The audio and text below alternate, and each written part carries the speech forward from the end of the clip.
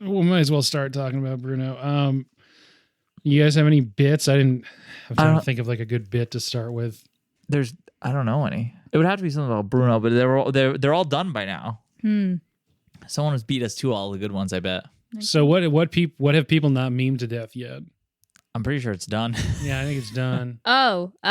So the real miracle in Encanto, it's the fact that those 3 babies all sleep at the same time.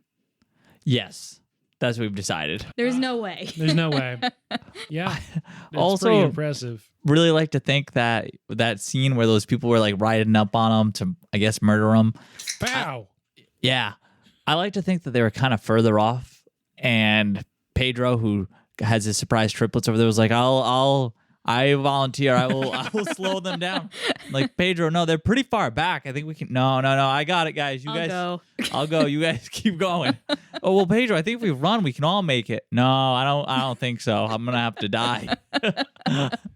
Yeah, in the sort of montage thing that they do towards the end over Dos Arguitas, you see when he finds out he said that she's having triplets, he kind of faints, and then that's where he begins his planning, I think. I think so, too. Yes. Like, we got to get out of this somehow. Yeah. That was the first time all 3 of them had slept since they were born, I assume. Oh, man. Well, so I really don't have a good idea for how to start this one, so let's say, I don't know how to start yet, but something like, welcome late to the movies. My name is Ben Holt. And this is a podcast where my friends and I get to fill in our movie blind spots every week, sometimes twice a week if this does come out when it's planned to. We'll pick a movie that either I or a guest hasn't seen before, but really should have by now. This week, the movie is something that none of us had seen until at the very earliest, sometime in November when it came out in movie theaters. And then I think a bunch of people saw it around Christmas when it came out on Disney+. And that movie is Encanto. So yeah, it's me and Greg is back. Hey, Greg. Hey, how's it going? Pretty good. And Ray's back. Hey. So this is the first episode we're doing kind of like by popular request because not just you guys, but almost anyone I've talked to, and not just people with kids, just want to talk about Encanto. This is the only movie that people are watching right now. So screw it. We're doing an Encanto episode. Yeah. It seems unreasonably popular right now, honestly. Yeah, we put off watching it for a little while too. And then when we finally watched it, that's the only thing we've been watching and talking about. So I was like, oh, yeah, we need to talk about this with other people. And people told us, you got to watch this movie. And obviously, yeah, it's pretty popular right now. I think it hit the top of the Billboard 100. I believe it.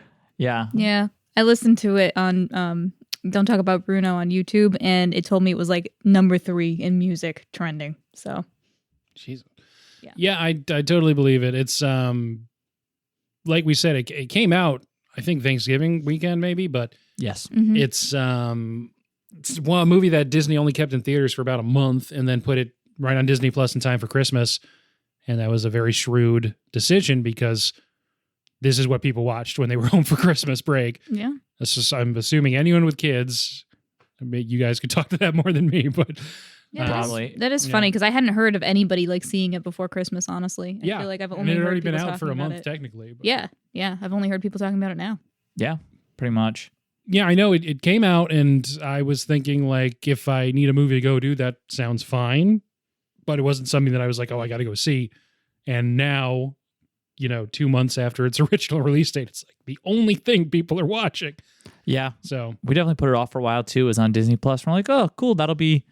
We'll just leave that there. And then when there's a night where we got nothing to do, it'll be a movie to watch. And people kept telling us to watch it. Our kid kept asking to watch it. And we're like, well, we can't really watch it with you because then we won't be able to pay attention. So we kind of got to watch it first. That one wasn't on for a while. Yeah. So the Encanto a little above Muppets for her at this point, or? Yeah, she actually likes Encanto. She does like Encanto. Okay. Got a lot of songs. It's a little annoying because she's going through a phase right now where she needs to know everybody's name, and there is a lot of characters in Encanto. Yes, there is. So she has a lot of opportunity to ask who people are. Yeah. Over and over again. Over and over again. Do you keep it straight at this point since she's like pop quizzing you every couple minutes? Yeah, I know every character's name for sure. Yeah. Easily. Although she insists that the children at the beginning of the movie should have a name, and we don't know what their name is. So. Ooh, that's tough. Yeah, the 3 random villagers. Yeah, that's tough. And it seems like they're going to, I guess they don't need names. They only really come back for a little bit at the end, right? So- Yeah. Yeah. But yeah, Here so and she there. quizzes us on the names of the like 12 main characters constantly. So we know 'em. Who's your favorite? My favorite? Yeah. Honestly, I think my favorite is Dolores. Okay. Yeah. Sure. What's yours? Dolores has a cool power. Louisa seems pretty chill. I immediately, now that we're talking about all these main characters, I feel like the first thing I noticed is their little like intro song. Mm-hmm. Very clearly, like, here's us introducing all our characters because there's fucking 12 of them. Yeah, very smart. Yeah. Here's the character. Here's the deal. It's like Cats, but only in 3 minutes. Yeah. I did see when I was like looking stuff up about the movie that Lin-Manuel Miranda had made that song knowing that Disney was going to give him a hard time about having 12 main characters. He was like, they're not going to want me to have all these characters. I think he had mentioned that he had heard that they cut out Moana having a bunch of brothers and sisters. Or no, a bunch of brothers. I think she was supposed to have like 8 brothers at one point. When he had worked on that, he had heard they cut them because it was like too many characters, like around the main characters. So he had wrote that song to kind of like prove like, look, no, you can, there's an efficient way to introduce all these characters and make sure everybody knows who they are. Yeah, it's cool. Everyone gets their own shine. At least a pretty big chunk of a song, if not their own song at some point in the movie. But the mainest main character is Mirabelle, played by, voiced by Stephanie Beatrice, who you may know from Brooklyn Nine-Nine, where she's using a voice that's like several octaves lower than her natural voice, so maybe you wouldn't recognize it in that case. But I think everyone does a good job. That's my hard-hitting criticism. Do you want me? We almost forgot. Should I throw out a plot summary? Yeah, we didn't forget yet. And usually we do like the what else you've been watching, but it's literally a day after I recorded the last one. As I said in the last one, I watched all 5 Scream movies this week. They're good. That's impressive. That's a lot. But, yeah. Yeah, including the one that just came out on Friday. So they're good. You should watch them. If you're tuning in just for the kids stuff, though, maybe it's not your speed. And that's fine. That's fine too. That's fine too. You guys, it's been a little bit since you've been on. Anything you've checked out, or just Encanto a lot? Encanto a lot. Can't think of anything else we've actually watched recently. Mm-hmm. That's Can't think of okay. anything new? Nope, nothing. Okay. Easy. Yeah. Yeah, so I guess any of us really, we can put a minute on the clock and do a quick plot summary. I got it.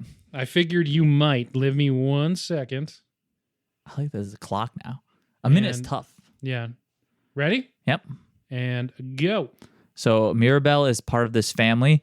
They all live in this magical house, and they get a magic gift once they come of age. When it was her turn to get a magic gift, she got nothing, and they don't know why.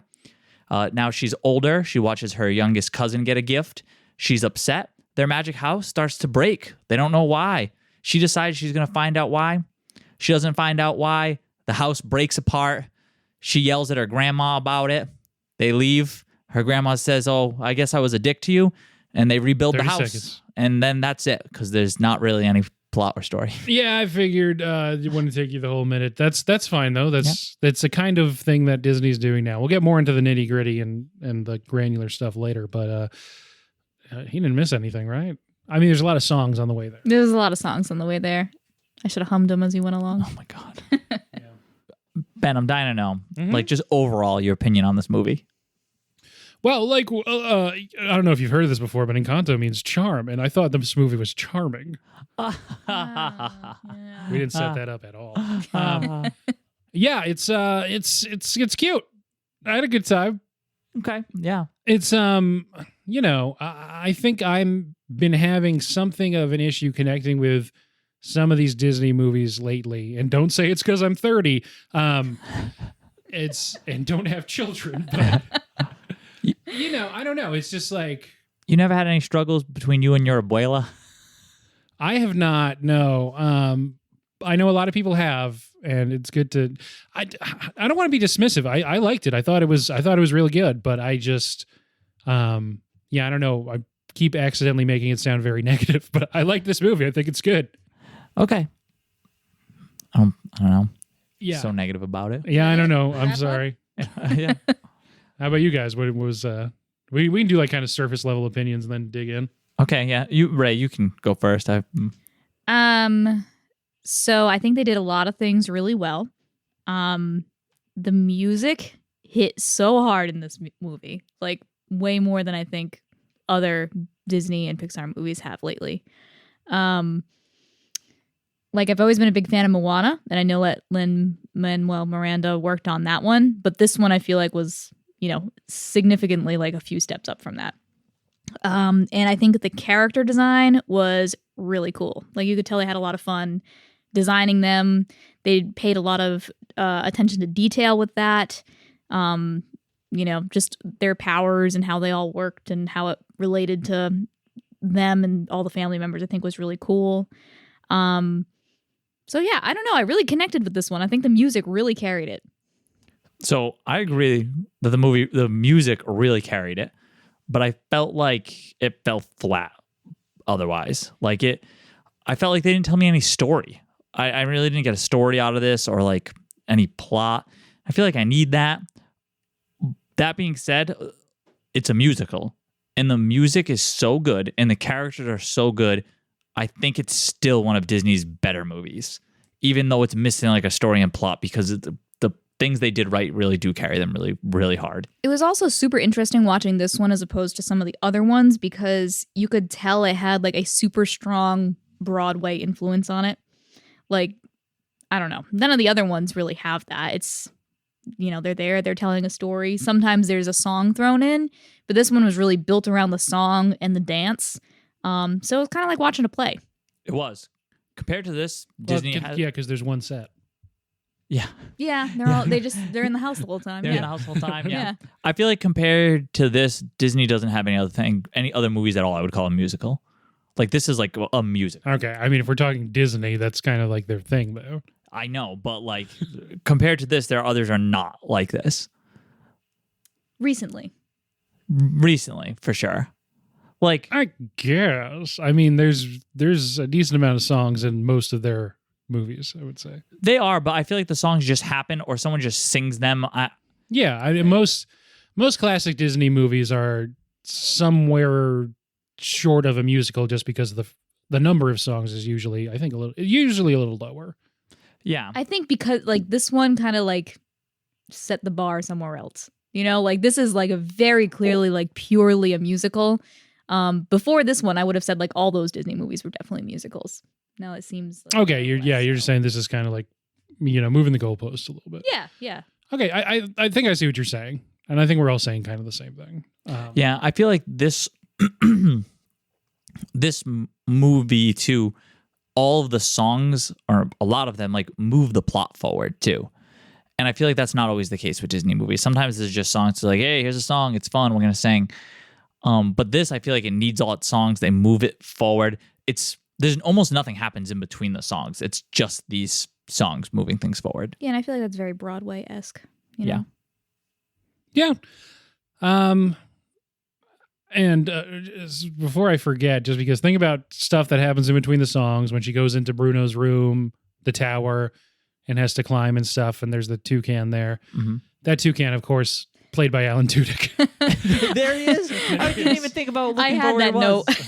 Yep. As always, it is a diverse cast that makes sense for the movie for where the movie is set.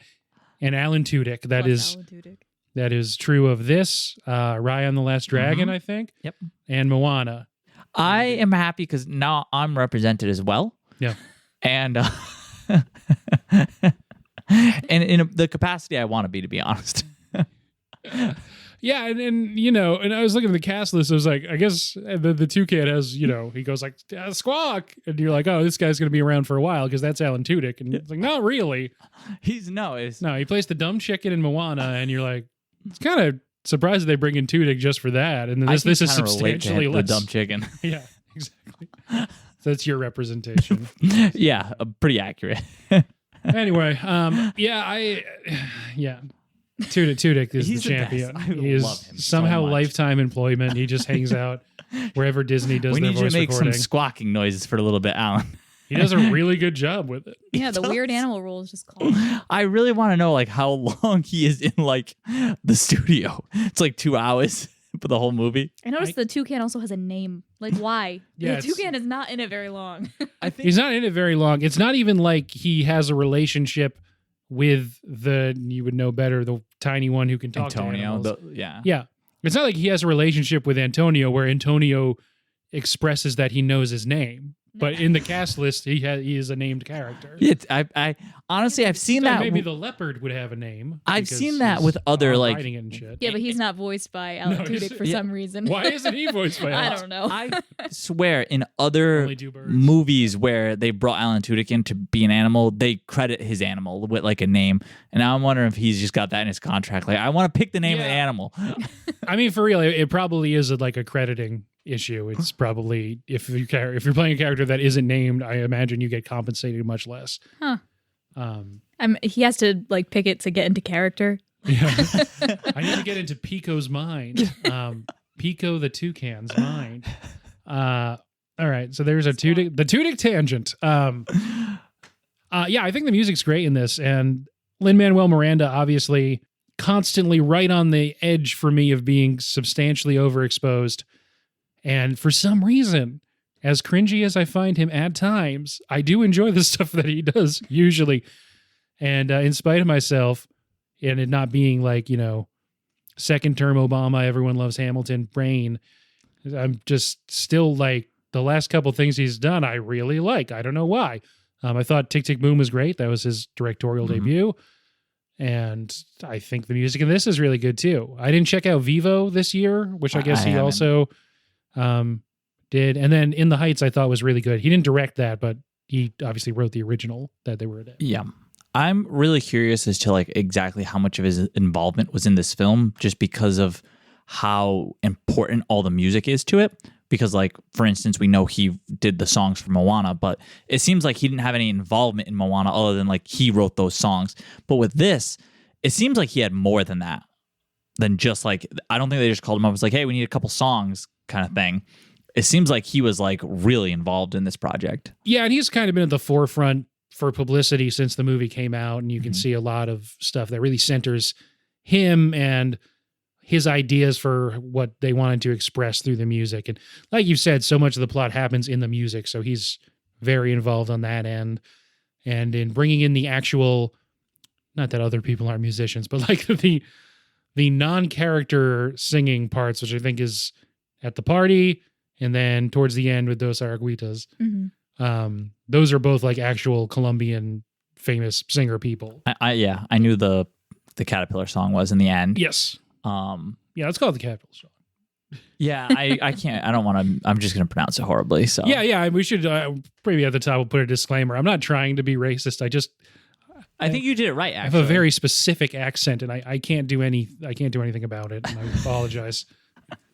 the songs in this movie are so good. They're all so catchy. Like when I was watching this too, just because of the time of the year it is too, my immediate thought is like, okay, where is this going to fall in the Oscars? Like, is this getting a nomination? As I we started up because I want to know what's going to win for Best Animated. Got to get that point on the sheet. You know what I mean? And then as soon as they started this and some of the music started, I was like, oh man, this is getting a Best Original Song nomination for sure. And then we're like halfway through this movie and I'm like, can you get more than one Best Original Song nomination? Because this has some real good ones. And then by the end, I was like, I don't even know which of these is going to get nominated. So that was fun to try and guess. And then I had to do some research to realize that they're picking what they're offering up to be nominated. So Ben, Yeah. I'm really interested to know what you think about their choice for nomination. I can see why they picked it. It's the sort of emotional climax of the movie. It's the Caterpillar song for anyone who doesn't know. What I don't, two little caterpillars or whatever. I think that's like the little translation. Maybe there's some nuance that I'm losing there, but I always prefer when it's sung by a person in it. I realize that's supposed to sort of be Pedro is the that's kind of supposed to be like him doing it like spiritually, sort of. That's what I think Lin-Manuel Miranda said. Oh, okay. In a YouTube video my it kinda sister makes had me sense. watch after watching the movie. But yeah, for me, I always prefer when it's like an actual number that characters in the movie do. But that never happens anymore. At least this happens in the runtime of the movie and it isn't just over the end credits like most Best Original Song nominees are. Okay, yeah. When I saw this one, I was definitely surprised because I was like, oh, this is like the song I don't know anything about. It's the only one that's not stuck in my head. But after watching this movie again, I was like, oh no, this makes sense. It is a really good song. It is the like emotional climax of the movie. Yes. I think what didn't hit with me at first is that it's not sung by one of the cast members, and it's also in Spanish. So I was like, yeah, it's not catchy for me. Well, yeah, it's because I couldn't sing it. So yeah, that's why it doesn't like stick with me. It's because I don't actually know what they're saying. Yeah, I thought it was interesting too because like every other song in the musical is like really upbeat and catchy, and this one, you know, is the only one that's kind of like a ballad and is kind of, you know, soft. And yeah, it's super emotional in the movie, but taken out of context, I feel like, you know, like you're at the Oscars and you're watching this being performed, somebody who's never seen the movie before, are they gonna get a good idea of what the movie's about by listening to that song? I don't know. I don't think you'll get a good idea of what the movie's about, but I think it'll be a better song performed on its own because it is, even just with the song in Spanish, like it is emotional, like just hearing it, like its tone and everything. Whereas if you threw out like, we don't talk about Bruno and someone hasn't seen the movie, you'd be like, what the fuck is this? Man. Like, I think I would. Okay, this thing, it kind of, it slaps. It does slap, but you'd definitely be like, what is I'd really want to see it performed. This guy's got slaps straps on his back. You know, there's a lot of the visual component that you'd lose, and that won't happen with this song. I agree. If it's performed on the broadcast. After like listening again, I think that was the right pick, honestly. I think it was too for that reason. It's not my favorite song in it, but I think you can really picture that in an Oscars broadcast. Maybe if I actually spoke Spanish too, maybe that would be my favorite song. I don't know. Well, they have it in English at the end. They do. But that's like during the credits, I think. It is during the credits. Yeah, I'm not paying attention anymore. But you've got the translation. Yeah. Yeah, is it as good as the song from Eurovision last year? No, but like it's still pretty good. Probably Bruno. I really like the intro song. I like the meta. A word I said a lot when I was talking about Scream on the last episode. I like the meta layer of it being, you know, where there's a lot of characters in this movie. We're going to really specifically tell you who everyone is and what their whole deal is. Yep, to start. Smart. And I like that. And it was still really catchy. I mean, like you said, everything else is a lot more upbeat in it. So I honestly thought, like, before we looked it up, that it was going to be that Pressure song. Yeah, Surface Pressure. That seems like that would have been in the kind of running. There's the I Want song that happens early in any Disney movie. Yep. That from Mirabelle. Yeah, that one's I think fine. Stephanie Beatrice does a good job with that too. But yeah, I thought those two were early-ish contenders, but then that comes in at the end. You're like, oh, okay, this is what they're doing. What Else Can I Do is also really good. They're all good. I think Lin-Manuel Miranda made 8 original songs for it, and they're pretty much all great, honestly. Although I think a big part of it is like the visual component. Yeah. I had went and did a bunch of research on it, but I think they said this is the first like Disney movie where they hired choreographers immediately and kept them on throughout the whole filming process. So I guess normally they go grab them after and they're like, hey, like check out this scene kind of thing. Like we need you to do something about this scene. And this time they got them at the start and they were like, okay, we need you for the whole thing. And they had them do it live. So they did live choreography for it, filmed it, and then they had someone who they had hired who went to work with the animators to like essentially help them translate this live reference material into the animation. So I think that's why it like came out so cool. And I know they were saying like they caught a lot of like really minute details because now they had someone there telling them like, you know, you can't miss that little like flip of the hair. That's important for this, or like, you know, little things like that. So they were able to, there's a lot of details happening in these scenes. And these like dance numbers that play during these songs is like 8 major characters every time, all kind of doing their own thing. It's all important, and they like kind of capture it all. And I feel like it's kind of like a new level. I think they said it took them 5 months to make sure that they had the characters animated like on beat to the songs. I think they had said too that they gave each individual character a different dance style too, right? Mm-hmm. Yeah, I think they all have their own dance styles. Mm-hmm. Yeah, and that's reflected also in the music. If for certain people is a different kind of style too. And I think that's a good way to transition into talking about the animation in this movie that is really good. So good. It's really good. I think if you play a lot of video games, you'll know that as real as whatever other graphics can get, artists still seem to struggle with hair. I thought the hair in this movie looked really good. The hair is awesome in this movie. Yeah, and it moves in a way that's just like photorealistic without getting into the uncanny valley almost. In a really cool way. One thing too, probably a little more character design than animation, but it looks like they fucking brought in like a genealogist. Like if you look at the characters, like they all are very clearly a family, and then when they have like, the grandkids, like you can see like those should be the parents. Like it matches so perfect. Mm-hmm. And then they do add in like outfits to kind of like pair the families together. We noticed when you look at the abuela when she's young, one in those like flashbacks, she looks just like one of the grandkids looks just like her. Isabella, yeah. Isabella, and Isabella is the perfect one, so that might be why she likes her so much. Yeah, she looks just like abuela did when she was younger. Mm-hmm. Like there's a lot of stuff too.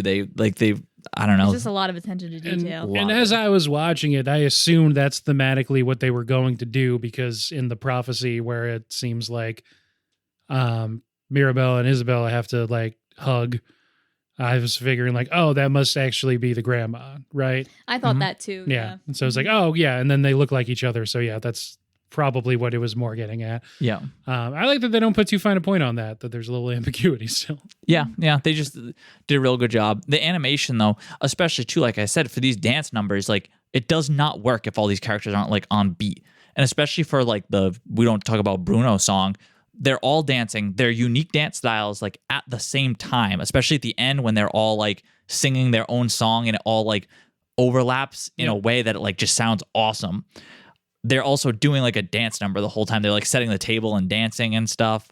And other points of the movie too, but especially during that one, when one of the older cousins, Camilo, is dancing, his little ability is he shape shifts, but he does it like while he's dancing and stuff. And like, it just looks really cool the way he changes like randomly. And in general, his animation's always really good because he'll jump and be someone else and then land as somebody else and things like that. And that looked really, really cool. And you had pointed out that he changed his voice when he was singing at one point too. Yeah, when he shifts into one of the people at one point while he's singing, his voice changes like midway through his like little thing he's singing. And I was like, oh wow, they put a lot of thought into this. Mm-hmm. I think it does a really good job with.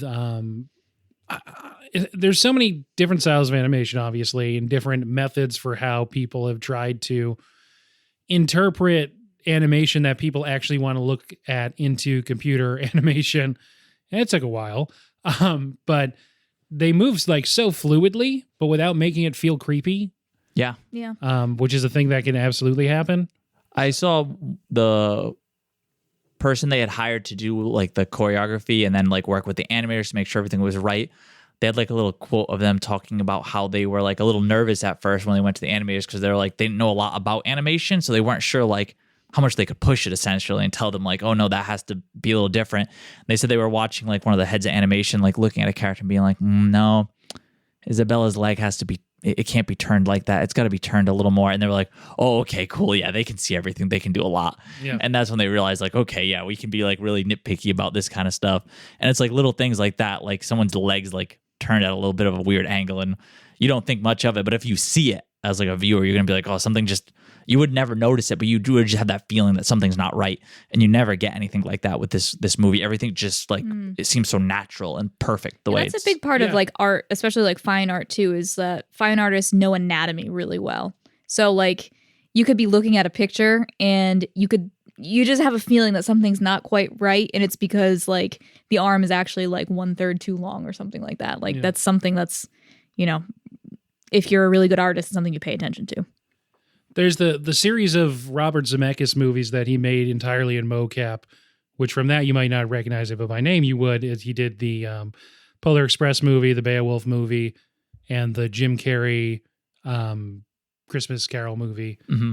Those are normally cited as like, this is animation that makes you feel like you're gonna vomit. I was going to because- say all very creepy. Right, Yeah, yeah, yeah. because so it's fully mocap performances translated. I think he does it like almost like procedurally into an animated form or whatever, and it's just kind of off-putting in a way you can't Unsettling. really put your finger on. Yep. So the way that in this movie there still is, even with them moving realistically and like the hair bouncing and Mhm. stuff, it's still like, an artist made this to look good, not to try and be like a perfect human. Yes. and yeah, I think it just looks awesome. Not to mention, there's like, I don't know. I think they keep referring to it as about a dozen, but there's like 10 like family members that are like main cast. Oh no, I think it is a dozen because of the husbands too. So yeah, there's like 12 main characters who like all have a very unique style that does not like change throughout the movie. So you do have to like be consistent with it, a unique look and feel to them, and like they're very well developed characters. And they had to animate all these people all the time. It must have taken so long, like Yeah. the effort that would go into that. For real. And we touched on it a little bit before, but I think the actual like character models, the way that each character looks is it's just really, really well done. And it that helps that goes into everything else. You got a lot of personality and a lot of soul. Everyone looks different and unique in a way, but still, like you said, they look related. Yeah, they all look related. I was thinking, there's so many characters that's going to help the toy line. That Yes. too, yeah. Can help the toy line. Yeah, but A lot of characters to walk around Disney parks and stuff. Yeah. Uh-huh. they are, though. They're all really well developed because you can ask like, who's your favorite? And like, I really do think it was like, I think Dolores might be the like my one that interests me the most. And it's like, she's like one of the cousins. She doesn't have that big of a role, but they do enough with her where you really get a feel for this character. It helps that they all have their gifts. And if you pay attention, their gifts kind of like relate to who they are as like a person. But they build a lot on that. Like, she always talks really quietly. She sings quietly. She moves kind of like slowly and smoothly. And like all her steps she takes in her dances seem very like precise and careful. And it's because like, she hears everything, and it's just stuff like that. And just her whole look, everything kind of goes together. And I feel like they did that with like every single character. They Greg went out of their way saw for. something right before we started this podcast where somebody noticed that when they're clapping for Antonio at his celebration, Dolores claps with just 2 fingers. Just like she taps her index fingers together. That's funny. And like, Yeah. why? Like it probably took people so long to notice She's this. way in the background. You would But they're never like, no, this is important for this character. This is how they clap. Like this is key. Yeah, the attention Yeah. to detail is just crazy. So you think there's any part of this house where the house can't see you? Yes, the rooms. But it made the rooms. It made them, but it can't go in them or Okay. can I do They anything. made in the them. rooms. I think the miracle made the rooms. Yeah, I think you can't unless you get bad luck and you don't get a room ever. Yeah, like Maribel. Yeah, Yeah, she. and then you're Why? That's why they're relegated so to close. like Harry Potter in the Dursley They can household build status. things. Why would they not build a room onto the house? Let her live in a They shed. straight outside. up hated that girl. They did. hated her. I had a very serious problem with that. Like, can Yeah, you we can get imagine? into like actual story stuff, I guess. Yeah, Yeah. they hated that girl. They Yeah, hated like her your for no child had the biggest disappointment I think you could ever come up with, like in anybody's life, right? Like she's promised a superpower. She Not doesn't- only the biggest disappointment, but then is blamed for it And- personally. And then her parents aren't like, oh my God, we need to do something special for this kid to make her not feel like a pile of garbage. Like, Yeah. you can't give her own room. She has to live in a baby nursery. Yeah, she's like a high schooler and she lives in the nursery. She lives in the nursery. There's like It has the the alphabet alphabet on on the the wall. You can't give her own room. You can't build an addition onto the house. Like, there's got to be a place to put this kid. No. Abuela sucks. Like, I think you're supposed to feel like she's been redeemed by the end of the movie. I didn't really feel that way. I don't understand how Bruno, who had to live in the walls for 10 years, and and Maribel, who like was just shit on for 10 years, how they could ever be like, okay, we like Abuela again. She's like, oh, I'm sorry, I've been a bit of a dick. And it's like, yeah, you have. For 10 years. For 10 years, lady. Yeah, I just wanted you to be like more impressive. Like, okay, thanks. Like, Now I realize that was probably not cool. Oh, okay, cool. We're best friends now. yeah, I mean, we're overstating it, but not by much. And she was, just like forcing one of her granddaughters to get married. They apparently never even asking, do you like this person? Yeah. It's not a situation where they have to marry for like financial security. They're just like, you're going to marry that guy. Yeah. Why? Well, There's a lot of plot holes. They weren't super clear on that, though. That she just mentioned that she didn't want to marry him. It could have just been like something like they were like, oh, there's this guy. Like it would be really good. Like, what about him? That would be a really great union kind of thing. And then she has that feeling like, oh, okay, I see. They want me to do this kind of thing. Can we talk about that mom? So they come to dinner, right? The weather mom? No, the mom of Mr. Mariano. Yeah. They're at dinner. He's at dinner with the family and his mom, and she says something like, "The Abuela's like this will be these two families joined together will be so good for the Encanto," is what Abuela says, and she says, "It is. It'll be great. Let's just hope that nothing horribly ruins tonight." That is funny. No, but the mom says, "Well, since we all have talents, Since all my of you son have would like to talents." play a song." Well, yeah, we're like that is a little bit oversimplifying it. I just watched one of them lift up a house. Yeah, Louisa can lift up a house, but my son can play the piano. Yeah. Dad, yeah. Well, hey, I guess that family has a bad mom too. I don't know. Or a good mom. No, she just she's very supportive. She is very supportive. You see her in other scenes, and she's like, like picking dirt out of his hair or something. Yeah, like she loves her son. Kid, He does not live in a baby nursery or in the wall. I bet. No, but I mean that's a little full of yourself if you think like your son compares to like these people like can control the weather and. Honestly, out of everyone, the person who had the worst, poor Bruno. Having the ability to see the future, that's a curse. That is not well, good. especially when literally every person is blaming you for what happens, despite the fact that it is very clear that you're just like, oh, I can see the future. And that's like, sometimes bad stuff happens in some people's futures. Yeah. And you're immediately... And then they're like, you did this. It's like, no, what are you talking about? Guess I got to live in the walls for 10 years. You're creeping. Your vision killed my goldfish.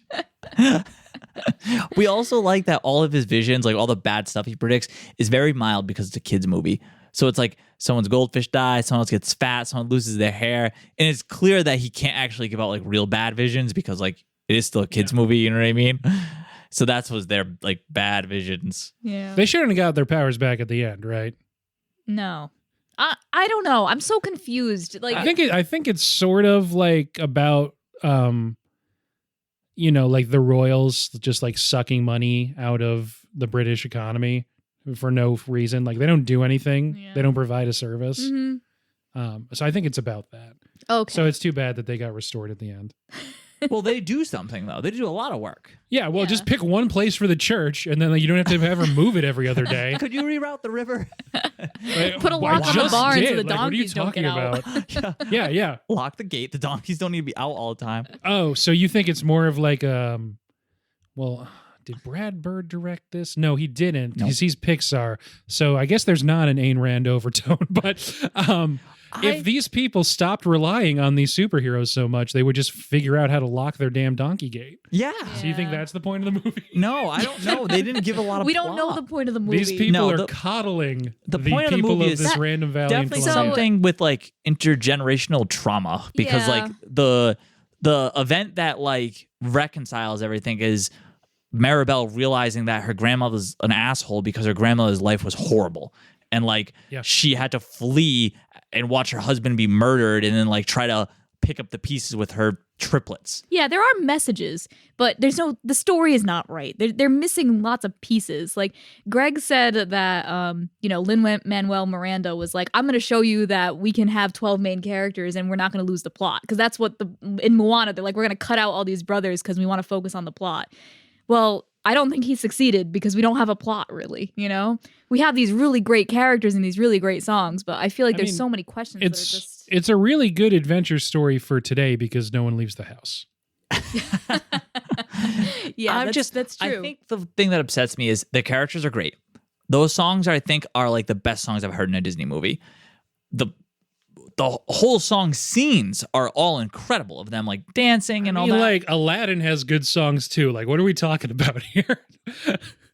Yeah, Aladdin does have great songs, but I don't know. These ones are better. Okay. Well, I guess we'll get into that later. Well, I don't know. Yeah. I guess I haven't thought. I guess I haven't really thought to. It's not just the songs, it's the whole like the scene. Like everything that's happening while these songs are playing is just really, really well done. But it's not a great movie because they don't tell you a story.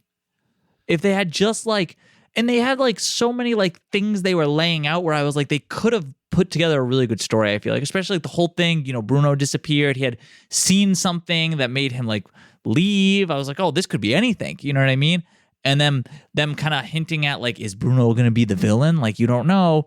We noticed that we saw that someone had mentioned like he's green. He's the Disney green. Like that villain green they use, that like green glow kind of thing to like hint like, oh, is he the bad guy kind of thing?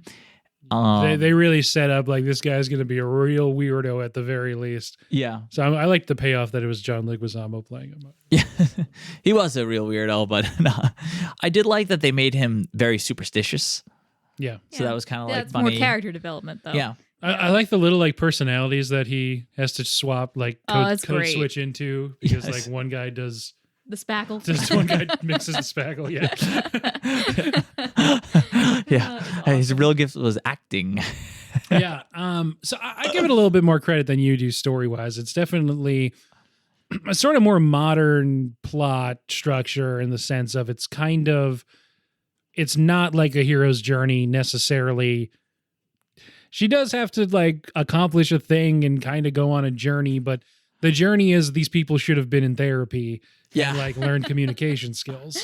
It's not she has to go find the golden fleece or like, you know, defeat That an part- evil witch or something. Yeah. That It's just part is they laid need to- out okay. They need to talk to each other, which I think is the point. I think that's I felt very like they much could have done it intentional. better because it was like literally because I get that That's like laid out. but it's like she literally went and talked to just her sisters. She has two sisters out of the 12 main characters. She talks to two characters. And literally, like the first time, like as if she's never talked to him before. How do you not realize your sister has too much to do and is like under all this pressure? The very first time you ask her, like, "Hey, are you okay?" She's like, "Fucking no." And then your other No, sister, I'm not. I have a whole song about this very yeah, topic. and then the same thing. Your other sister, you go to and The you're like, anxiety "Hey, soundtrack. you're the one who all movie I keep shitting on how perfect you are. You're perfect and selfish." And she's like, "What the fuck? You think all this?" And they're like, "What? You've never talked to this sister either? Is it because they have rooms and you don't? You just don't want to talk to them?" Like as soon as you say any words to them, they just spill their guts to you. It's not like Well, there's a lot of people to get through. I know. Yeah, I don't know. I think I give it a little more credit than you, but I totally see what you're saying too. Yeah, like I said, there's stuff I liked a lot. I just wanted more story, and it's not necessarily either to like the idea too. There's no bad guy, you know, which I think is fine. I know like that's not a super uncommon thing at this point to be like, oh, there's no villain in the story. Although there are a couple people you could argue are the villains. Abuela is an asshole, not really the villain. She's like the main character. Ray likes to think her villains are in the very first song. You know how Maribel's singing. Those little kids who won't take the hint. No, No. it's not the little kids. So she's singing about how everyone has these great powers, and the kids are like, "What are your power?" And the song stops, and then the kids are like, "What about your power?" And there's three grown ass adults there with music instruments, and they throw her an instrument, and they start playing the song again. Those three grown ass adults know very well that she does not have a power. Yeah, they were there. They were there. They're were very there. eager to see what she is going to say. They were Like, very- oh, we got to see how this plays out. There's three villains at Yeah, least. you're totally right. At least those. Yeah, three. they clearly would have gone to this ceremony. Oh, they know. They fucking know. It hasn't You been can that tell long. by their faces. You can tell. They're They're like, oh, let's see you get out of this one. Yeah. All the townspeople also blame her for all their problems. Like, well, Bruno's not around anymore, so yeah. They're This Poor lady. villains. girl. Oh. I So just you think feel they like go to school or? no. See, I don't know. That's irrelevant to the plot. I was That also doesn't very upset because she's got glasses. Like, how cut off are they from the rest of the world? Apparently, they have an optometrist that you like can- in their sus- little. You need some suspension of I disbelief. know. You I don't know. There's just a lot of things that I'm upset about. I we mean, just yeah. we never find out. Ray's over here like, okay, so People have glasses. you know that they got farming, so you know if they got a plow, they need metal, but they can't climb the mountains in Encanto. So They also have cameras, so that's I don't know. But I feel like they never answer why she never got a door. they don't. Like why she didn't get a gift. Why the door went away. They never Well, really because it doesn't matter. answered it. She's special. Anyway, And you are too, kids. So It's not a good answer. my Well- thought is, I like it when you don't I give me. think your daughter likes it, right? Yeah. I mean, I like it too, Well, but okay. I just don't like. I feel like there In a was movie- more that they should have told me. I like it when you don't give me enough, and I have to kind of like fill in the blanks a little bit. But if you don't give me enough to like reasonably have some guesses to filling in the blanks, then you kind of you needed drop a the ball a little little bit bit. more. Yeah, it's not like an experimental film. It's a Disney movie at the end of the day. Like, Yeah. but I mean, I was fine with it. I was worried they were going to give her a power at the end. I'm glad that they didn't. Me too. I felt that would have been weird. Yeah. I really Unless it was something like she always had the power and it was just like being well adjusted despite everyone being mad at you your whole life. Right, that could have been it. They could Yeah. have like given us a little bit to be like, you've always had the power, or you are the miracle, or like you are going Yeah, to very be just the like one. Maribel kind of sounds like Miracle. I know. Maybe You're gonna be mumble like it. the next abuela, basically, to Yeah, lead the you are the- family. We really like that in the end they give her the doorknob. They're like, they're missing a doorknob. This is for you. And they give her the doorknob and it has the M on it. And you're like, oh, but then we're like, wait a second. Their the family name starts with an M. You know someone made it. Oh, Madrig. Madrigals. Yeah. Or Madrigal. Madrigals. They were like, they made the doorknob. Oh, it's an M. And then someone's like, oh, fucking tell her it's for her though. Because then, yeah. Oh, yeah. Good idea. You're special. Yeah, well, I mean, and that's the thing, right? The house isn't magical until she puts her doorknob in the main door. So the whole house is her thing. Yeah, but she doesn't, She doesn't get get a her room. own room, but No, she she can doesn't get her sleep own in room, the but kitchen. She's like the most attuned with the house. You kind of get the vibe throughout. The house Yeah. is fucking wicked cool. Yeah. The house is really, really cool. The fact, like, a living house is not like a new concept. It's been done like in plenty of other movies. But the fact that they made the house so rhythmic in all its movements, like when it like shuffles her shoes to where it like plays a little beat. Yeah, you're totally right. And then they incorporate it into a bunch of songs and stuff. And I'm like, wow, this is like wicked cool. Like because it's a musical that really basically only takes place in the house. So like, yeah, I mean, the house is fucking one of the instruments, I guess. Yeah, it's really cool. At the end, too, it also bothered me because when she did that and the whole house turned magical, the doors show up, but all the doors are blank. So I don't understand why they're all blank. Shouldn't they have come back? Like, they all got their powers back. Shouldn't it have just been, you know? I didn't catch that. I Yeah. can't speak to that. Yeah. It's not super The doors, important. so the doors didn't come back? They They came back, as blank. but they're like. So you know when Antonio goes to touch his door and it's just like it looks Yeah, like a portal. All the doors look like that when they come back. Okay. I see what you're saying. Yeah, why? I don't know, because the house was happy. Or it takes like a little while for that to It's render. gotta load in, yeah. that texture didn't load in yet. They're in the Matrix. So there's a couple things like that just kind of bother me. I just needed a little bit more information so I could connect the dots myself. I just never was able to find like the right answer. That's fair. Overall, we liked this movie, though. Yeah. Yeah. Hmm. I think I'm just I did. I think like I said, I'm just a little upset because I feel like they did some things right. This could have been like one of the best Disney movies in the last 10 years. Well, that's a pretty good transition. Any other thing specific to Encanto we want to mention? Just one real quick Yeah. funny thing. The characters' ages, they're not well defined, which I think is intentional. Mm-hmm. But I think most of them are still supposed to be children, including Luisa, which fucking kills me because at one point she goes up to Maribel. She just goes, "Oh, I shouldn't tell you this, but I heard the grown-ups talking." And somebody Right, yeah. who's got a voice like way deeper than mine just talking about the grown-ups, I cannot hear it and just not laugh every single time. Yeah, Great. the word grown-ups did sort of rest not well on her. The other thing that I really liked about the character design is they made all of the couples like opposites of each other, which was really fun. Because like her dad was super accident prone and her mom like healed people. And then Peppa was like, you know, this emotional wreck all the time. Like, you know, she was always like yelling and like throwing things around. And her husband was always like super chill and happy and like, you know, just kind of going with the flow. Was there another one? Mariano and Dolores in the end. Oh yeah, Mariano and Dolores, because Mariano's real loud and She- obviously Dolores is real quiet. Yeah. Yeah. Yeah, that guy just kind of goes with the flow, I guess. Immediately suggests they get married. He just has so much love inside. Yeah, It's he so just like funny. switches gears up real quick, just to What's whatever. wrong? I just have so much love inside. Like, oh, is Dolores, you funny. should run, man. I mean, it's like him. He seems to be the only like male of that generation in town. It's unclear if this is some kind of like Shyamalan village situation and they can't leave this town. It seems perhaps. like they can't leave. The mountains around the Encanto are real high. Bruno Yeah. mentions that. He does, yeah. They're magic. They could just go. You'd think we'd have think- I another think- way to climb the side because we're magic, but no. I thought that was just Bruno making an excuse for why he didn't leave, but I thought so too, but I think it was also like, But yeah, they do are seem really pretty big. high. They're pretty but- high, yeah. it's inspired by real place in Colombia they went to. Presumably, they were able to leave. No, they're still there. They're still there. Pixar studio. Disney Animation Studios was relocated. Okay, so yeah, What's your favorite song, Ben? I would think.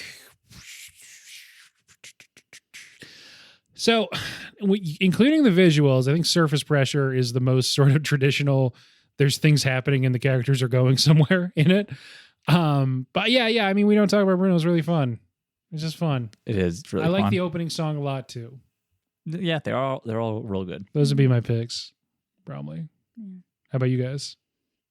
I mean, We Don't Talk About Bruno's real good. But Surface Pressure, I think, is like a very close second. I think I'm in the same boat, but I think Surface Pressure might be better. Cool. Hmm. So this is the 60th Walt Disney Animation Studios picture, Mhm. Yeah. starting with Snow White and the Seven Dwarfs in 1937. And I told you guys to get your list ready. So let's start number 60 and work to number 1. Oh, easy. Frozen 2, number 60. Not Cars 3? Tried. Oh, that's Pixar. That's Oh, sorry. Pixar. Oh my God, Sorry. you're off the Oh, podcast. God. Well, there's I think 24 Pixar movies maybe, and we can start at number 24. Cars 3.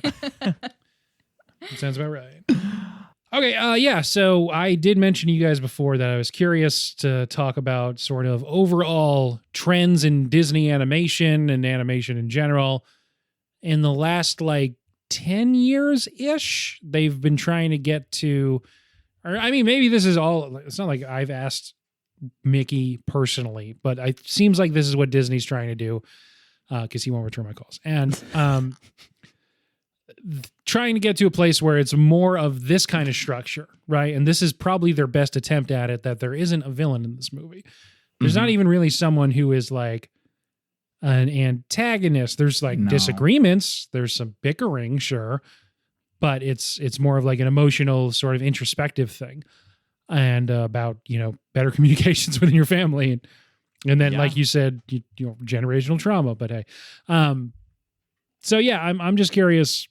Do you guys like that, or do you need a Jafar to really connect? No, I like it a lot. I feel like it makes it way more relatable. And I feel like you could Yeah, I don't know Jafar personally. No. So You can very emotionally connect with it if it's something that's more down to earth like that, I think. I like it a lot. I wouldn't want villains to be gone. Like every now and then throw me a movie with a villain. It'll be even better if it's not like every single movie has the Jafar in it, honestly. I still do like that here and there, but I feel like you can get a lot deeper when there's not this evil person who wants to be evil for the sake of being evil, because it's just like you said, you can't relate with that. And I did like this whole idea, like you said, there's not even an antagonist. The worst person in the whole movie is the grandma, the abuela, and she very much wants the same thing that all our main protagonist wants. She's just not really going about it correctly. Repeatedly being like, this is no doubt the worst person in this movie. Yes, the worst person, Yeah. but she definitely has basically the same exact goal. So the last 10 years of Disney animated movies, starting in 2012, Wreck-It Ralph, Frozen, Big Hero 6, Zootopia, Moana, Ralph Breaks the Internet, Frozen 2, Raya and the Last Dragon, and Encanto. So there's there's some characters obviously that are villains in these movies, but there's a lot of people who at the end oh, surprise, this person wasn't the villain, or surprise, this person is the villain. And there's not so much the kind of early Disney, even into the 90s and early thousands stuff, where there's a villain who is present from the beginning, manipulating the heroes and manipulating the story to try and accomplish an overall goal. Even the first one, Wreck-It Ralph, the villain there is sort of just kind of doing his thing, and they kind of accidentally find out that, oh, this guy is this other guy and he's evil. Yep. So yeah, I don't know. I don't know how I feel about it either. It's tough, right? Because like I think I have a certain respect is a kind of weird word for it, but I can't think of a better one for the more traditional storytelling stuff. But yeah, I like to see them experiment and try and push themselves in new directions. And this clearly seems like a thing that they're trying to challenge themselves to do.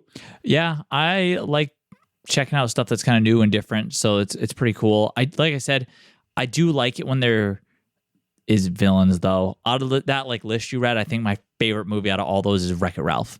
And although like there is like that like kind of twist, there is clearly like villainous, antagonistic people present from like almost start to finish. There are, but I don't think that they're causing like the main conflict. It's true. It isn't. I guess you don't know that at the time, but that there's like yeah. So it is a little different, I guess. But It's there not is, the like, Jafar. It's not you know? Jafar.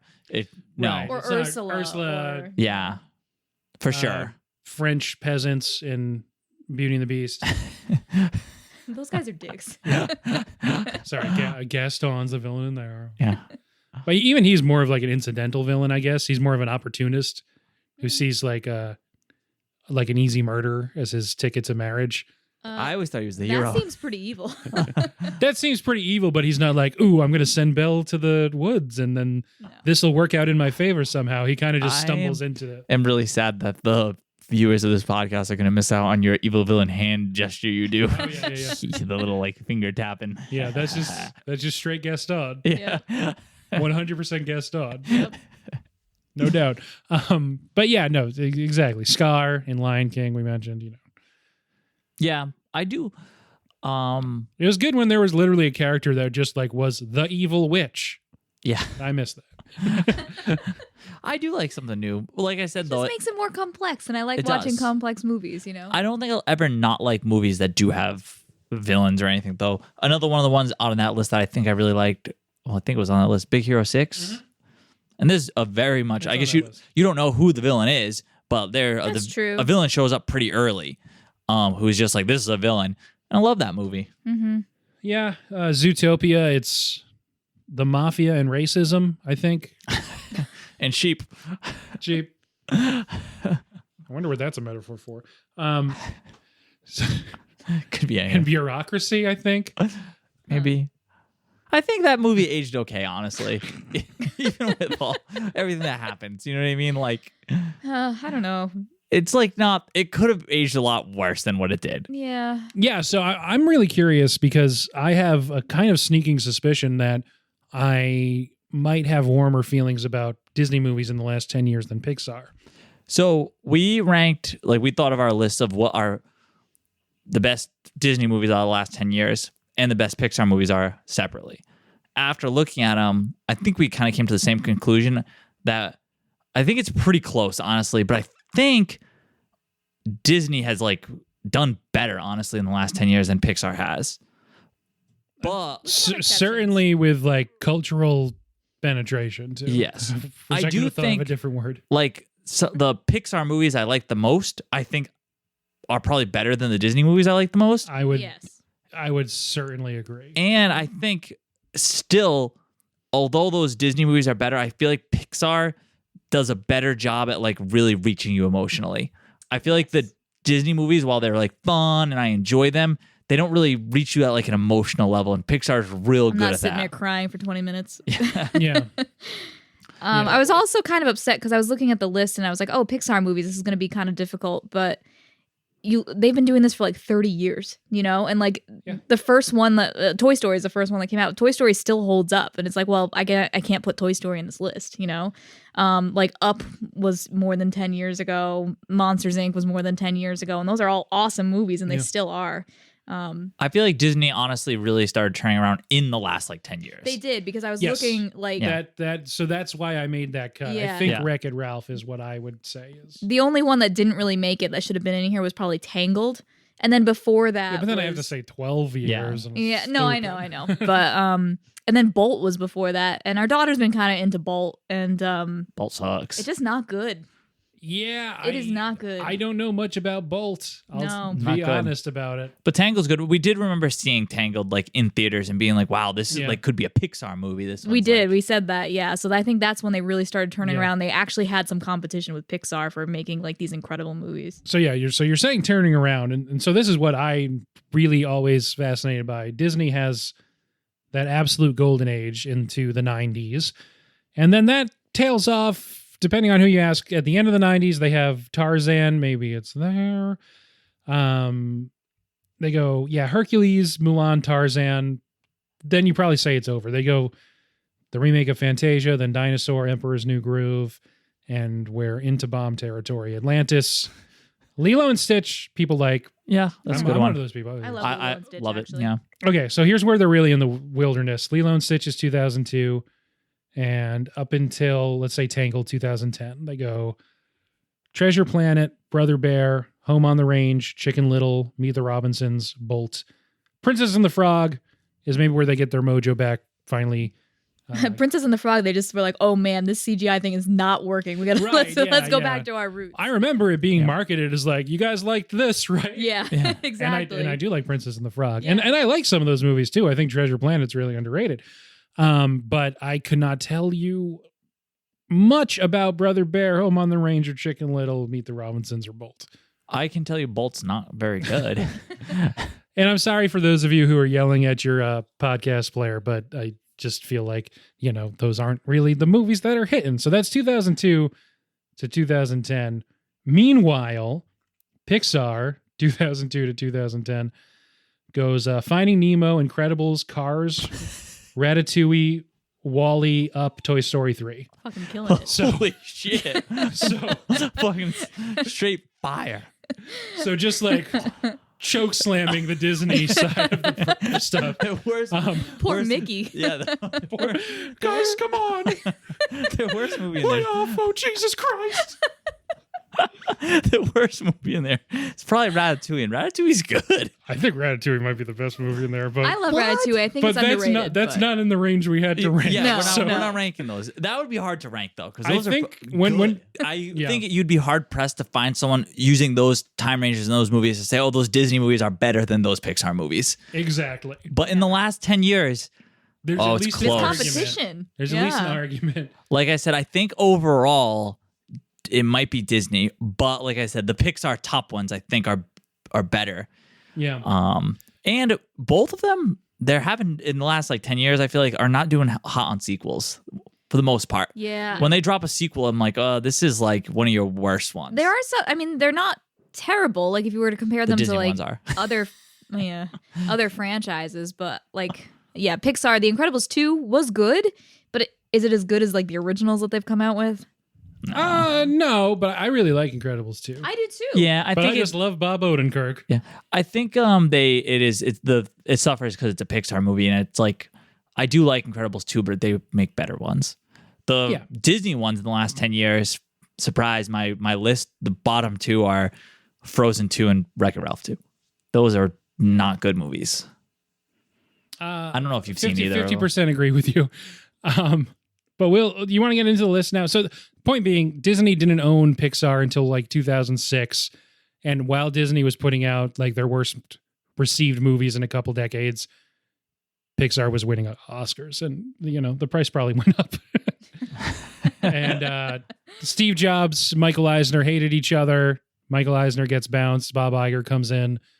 The story goes, he goes to a parade in Hong Kong Disney and realizes that all the characters in it are from Pixar movies. And it's like, I remember hearing that like, story. "Oh, we need to get Pixar on board. We can't let them go to Warner Brothers," which was supposedly one of the things they were threatening might happen. So yeah, let's recap. I'll think of a smoother way to put this. But so since 2012, Wreck-It Ralph 1, Frozen, Big Hero 6, Zootopia, Moana, Ralph Breaks the Internet, Frozen 2, Raya and the Last Dragon, and Encanto. That is Disney Animation Studios.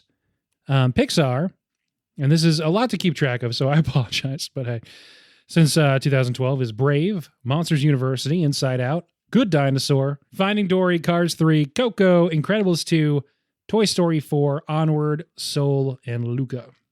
So my overall impression, close. I think Disney edges them out, although the best ones from Pixar are probably better than the best from Disney. I don't think there's anything in either list that touches Coco, like remotely. So Yeah, Coco was my Coco's number one. one. So yeah. Yep. that's but my number one from Disney, Wreck-It Ralph. After Wreck-It Ralph, it's probably Moana and then Big Hero 6. I think those are probably my top 3 from Disney. My bottom is Wreck-It Ralph 2, followed by Frozen 2. And if it matters, I think my next top one, my number 4, I think is Frozen. Okay, so that's everything but Zootopia and Raya and the Last Dragon and Encanto. Yeah, Encanto, I do not know where I'm putting it. I've only Yeah, it's just a little seen soon- it. it's a little soon. I gotta like digest really to decide. Those other ones are just in the middle somewhere. So our lists are almost exactly the same because I did Wreck-It Ralph number 1, Moana's number 2. I think Encanto's gonna slide in at number 3, but I don't know yet. It's gotta sink in for a little while. Okay. Big Hero 6, Frozen, Zootopia, Raya, Ralph 2, Frozen 2. Okay, our list might be identical. Haven't seen Raya, haven't seen Frozen 2. I would definitely have Wreck-It Ralph 1, then Moana. Probably, yeah. I mean, Big Hero 6 I haven't watched in a while, but it's really good, right? It's really good. I liked it a lot. Yeah, I think I wasn't talking into the mic, so Wreck-It Ralph 1, then Moana. Yeah, Big Hero 6, then probably Ralph Breaks the Internet.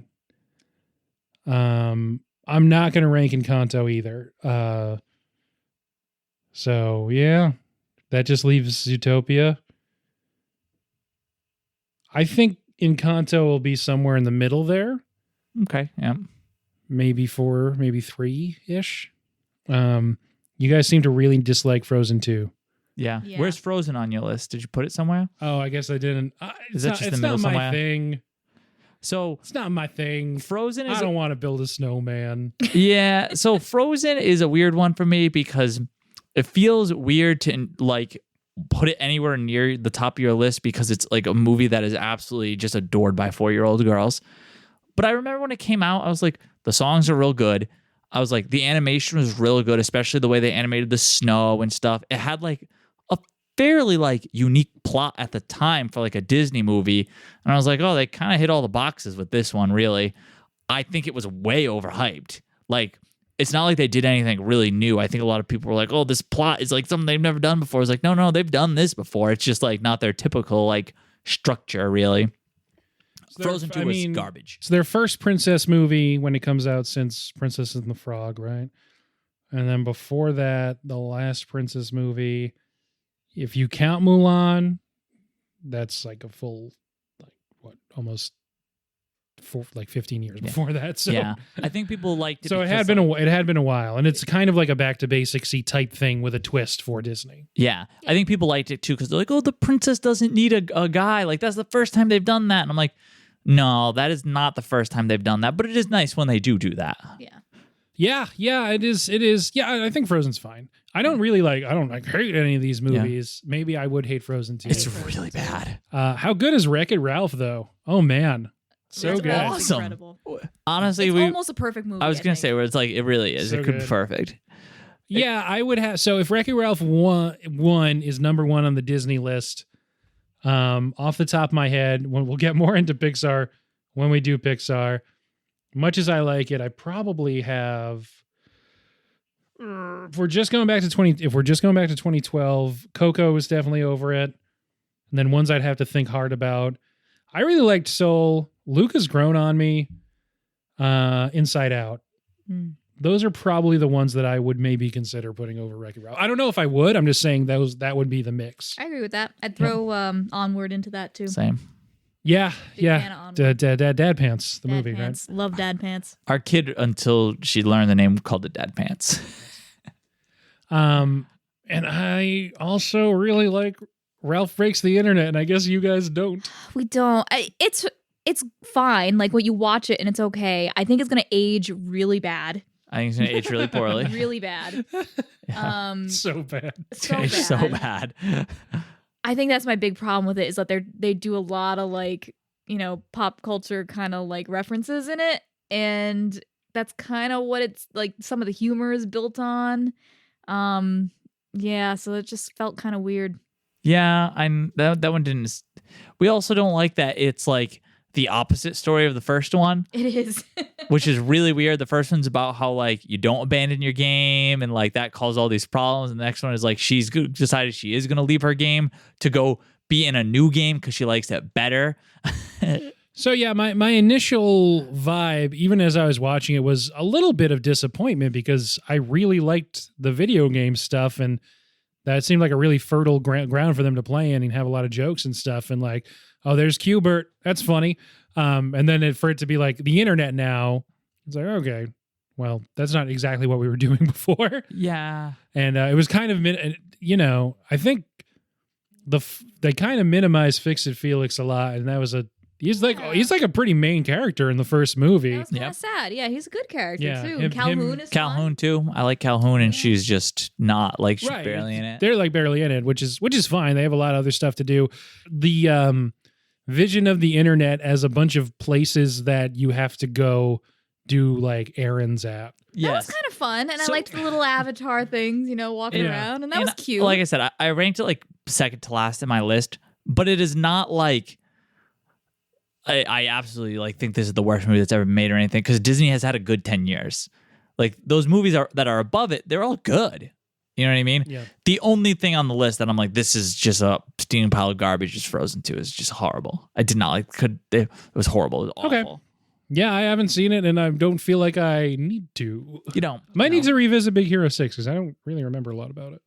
It's a good rewatch. So we've revisited all these movies like recently for the most part because our daughter wants to watch them all. So it's like kind of nice, honestly, for most of them to be like, oh, okay. Like, especially some of them, like for the most part, Disney and Pixar do pay a lot of attention to stuff. So if you rewatch movies, you're like, oh, like what is going on over there in the background? And like you notice things that like you don't catch on the first watch.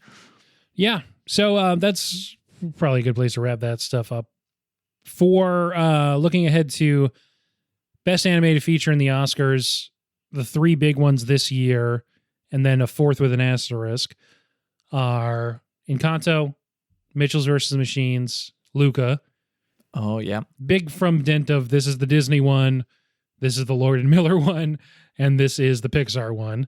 And then the fourth one with an asterisk is a movie called Flea. I don't know if we talked about it yet. No, I haven't even heard of it. It's winning a lot of awards in different critic circles and awards that have been announced so far. It's a fully animated movie, but it's a documentary, and Interesting. it's not for kids. Oh, that's really But interesting. it is technically an animated movie, and so it is in the same category as these other movies and a lot of other award shows. I would have to look at the short list to see if it's all mixed up in there too. But yeah. so it's a kind of interesting dynamic. So I'm immediately interested because normally when we do our like Oscar ballots every year, one of the first things I do is I go over to the animated movie and I check off the one that I would bet $1 million on is going to win. And every year it wins. And I'm like, cool, a free point. And this year I have no idea what is going to happen because those are all really good movies. Yeah, it's tough. It's a well-liked Disney movie. Yeah. That if Lin-Manuel Miranda wins Best Song in, then he gets his EGOT. Congratulations. There's Mitchell's vs. the Machines, which is Lord and Miller. Phenomenal. Coming, I think this is the first time that they've produced an animated movie since Spider-Verse. That obviously won Best Animated Feature. And then the Luca. other one I said was, Luca, which is, I think at the time was considered like a kind of slight Pixar movie, like minor Pixar. But I think it's grown on a lot of people. It looks really cool. It doesn't look like other Pixar movies. Not that they look bad, but it's just its own thing. It's really funny. It tells a good story. I don't know. It does. It honestly, like I felt like they perfected the like low stakes like storytelling in that, where it's like, Yeah, it was really good to watch. it was great. You were like really sucked into it, even though like the only thing they're trying to do is get a Vespa, and like it doesn't matter. Yeah. But you're like, But it sucked matters into to these kids. It does, and it's like that's all you needed, and they did such a good job with it. Yeah, I really liked Luca. We'll see. I do. was I really think good, they all but- stand a chance. I think Luca is less of a chance, but I think it would deserve it if it won. I wouldn't. No, I love Luca, but I feel like, I don't know, Disney released it right to Disney Plus, and now it came out at like a weird time, and I don't know, now it's competing against Yeah. Disney's other movie that they put out right at Oscar like, I don't know. Yeah. Mhm. I just feel like they're not going to get it. I'm curious to see if Encanto is going to win Best Original Song. I never know what the songs are ahead of time for the most part. Usually I'll know the one or two that come from an animated film or like a musical that happens to get nominated for Best Picture. Yeah, the choice of song for this one is kind of weird, so I don't know. I feel like Disney wins Best Original Song a lot, but I'm not 100% sure that that's correct. I know they won one for Frozen. I thought they might have for Frozen too, but that doesn't seem right because their songs were horrible. And I know they lost on Moana because fucking the City of Stars won, Yeah. which fucking Nonsense. some bullshit. But Yeah, How Far I'll Go was the Moana one. that was wicked good song. That's definitely a more better song. Yeah. So yeah, Oscar voting is January 27th to February 1st. It's pretty soon. And they're going to announce the nominees on February 8th. And ceremonies March 27th. So we'll know pretty soon. Oh, that's good. And we'll have, what's that, like 7 weeks to watch the movies about? It's pretty good. About that, yeah. And you guys will need to watch them all a little earlier than usual just so we can Yes. record a podcast about them. Yeah. Yeah, we can do that. Yeah. And give out our own cinematography award. Yes. The ladies. The late teas. The ladies, but it sounds like ladies, so we have to really pronounce the T. Late teas. Late teas. Mm-hmm. I don't know. We're going to need some late teas. We're gonna give out one single lady. All the single ladies. Oh, God. I think there's a lot of jokes that can come from this. I gotta start thinking. That's a preview. Set your automatic downloads now. Yeah. Sometime in mid to late March that'll come out. All right. Well, anything else we need to talk about in Encanto or in the overall picture of the last 10 years of popular animation? I don't think so. I think Disney's on the right track for something good, but If we did a Pixar movie, what should we do? Wreck-It Ralph. that's not Pixar. Get the Oh, off sorry. this What is podcast. happening? I This is can't. I'm craziness. sorry. I really wanted to do Wreck-It Ralph. Oh my God. It's Toy Story, right? You have to start with Toy Story. Has somebody not seen Toy Story? That's the problem. Yeah, that's That's the problem. But Robbie? Robbie's probably. not seen anything. I mean, I guess it's Toy Story. But who doesn't know Toy Story? That's the problem. We'll find someone. Not that I'll- Monsters I'll- Inc. is much. I mean, yeah, Coco's great. just obviously, kind but- of newer. I bet Yeah. people haven't seen Coco. Yeah. There's definitely people who haven't seen Coco. I have seen Coco, but Disney Plus keeps advertising me Coco in Spanish. If we want to do the podcast on that, I haven't seen it yet. In Espanol. See, Coco. We'll be good at that. That's why when you're talking about like emotional resonance in Encanto, it's Ugh. like, well, nothing's hitting me like Not him like singing Coco. to Coco at the end. Yeah. Like, No. Well, Just cried Yeah, for 20 nope. minutes. yeah, exactly. I was looking at my list and I was like, oh, yep, cried the most during this one. It's gonna go to the top. Then cried a little bit during this one. And like I'm looking at the Disney ones, I didn't cry during those. no. Another movie, which I feel like the movies I want to talk about the most, and movies that I feel like fit the podcast well, are movies like Coco, where I have to sit and think about like, well, how did I feel the first time this happened? Yeah. Because I'm never gonna get to feel that way again about this movie, No. and it was so like. Yeah. Toy an Story experience. 3 was the most emotional one for me, to be honest. I That think one that's still why hits me. I rated it so high. And that was the one where I was working at the movie theater. I had seen it once already. I cried for the last like half hour of it. And then Yes. the next day I was working and I had to go and like clean the theater after. And the timing was wrong on the little schedule they gave me. So I walked in and there was still 20 minutes left of the movie. So I was sitting there and waiting. And then I just started crying. And now all these people are leaving the movies and I'm just, working and I'm there crying next to the trash barrel like, oh, have a nice day. Yeah. And then they kept making more Toy Stories. Yeah. All right, guys. Well, as you well know, I don't have to tell you this, but you can find us on Instagram at @LateToTheMovies _podcast. It is 2 the number, not 2 spelled out. Same thing with the email. That's latetothemovies@gmail.com. You can send us feedback, movie requests, questions so we can answer on the pod. Negative feedback, Noah will filter out and not tell me about because I'm very sensitive. And please, But we'll someone get a good kick out of it. someone send a scathing email about why I'm wrong about Encanto and why its plot and story doesn't suck. Because I'd love if it's to about know. Greg, I can handle that. Yeah, send it over. I want to know. Or even better, someone send a scathing email about why I'm wrong about how Frozen 2 is. Because I'd love to know. I would love to hear a I'm defense missing of on this. Frozen Yeah. 2. Yeah. Someone's got it. Yeah. Sure, we can just look up like the 5-star reviews on Amazon or whatever. Those won't be angry enough. No, they'll be like really, yeah. Yeah, they won't be personally angry at you. Yeah, That's I want that. That's part of it, right? Yeah. Yeah. I see what you're saying. Okay, so yeah, that's and you can go on tpublic.com and just find our Late to the Movies storefront by searching Late to the Movies on tpublic.com and buy a shirt, buy 7. I don't know. Seems like a good number.